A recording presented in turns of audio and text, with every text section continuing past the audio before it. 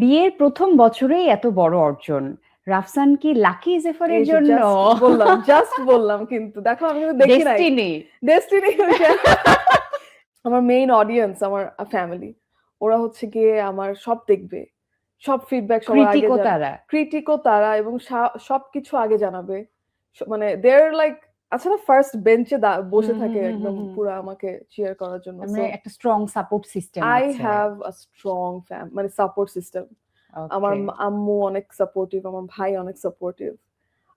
বাঙালি এইটা আমার কাছে মনে হয় কি যে আমার এতটুকু আসার পেছনে এই আমার ফ্যামিলির একটা বিশাল হাত আছে। বাহ। And recently after I got married বা রাফসানের সাথে আমার যে সম্পর্ক, that is also adding a lot of support in my life and career. Great. Yeah. Last one. Okay. বিয়ের প্রথম বছরেই এত বড় অর্জন। রাফসান কি লাকি জেফারের এই যে জন্য? জাস্ট বললাম কিন্তু দেখো আমি কিন্তু দেখি নাই ডেস্টিনি। ডেস্টিনি শিয়াব ভাইয়ের ইয়ে।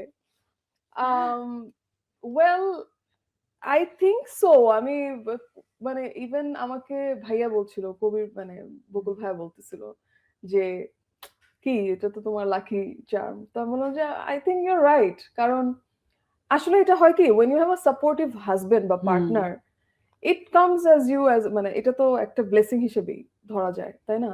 তো আমার কাছে মনে হয় ইটস লাকি চার্ম বলে আমি জিনিসটা, আমি ওর এফর্টটা নষ্ট করতে চাই না। I think he puts a lot of effort in that. যেমন আমার কাজের বেলায় আমি অনেক সিরিয়াস, এবং আমার অনেক কিছুই আমি তখন মাথায় থাকে না, তখন হি tax care of everything. Okay. So মানে ও আমাকে ওই যে স্পেসটা দেয় যে তুমি তোমার মতো কাজ করো, আর don't think of anything. Okay. So এই যে এই কোনো ধরনের চিন্তা, এক্সট্রা চিন্তা না করা, বা যতটুকু পারে ও আমাকে সাপোর্ট করে যাচ্ছে। So I think that plays a big part in my life. So not only lucky charm, I think he works for it.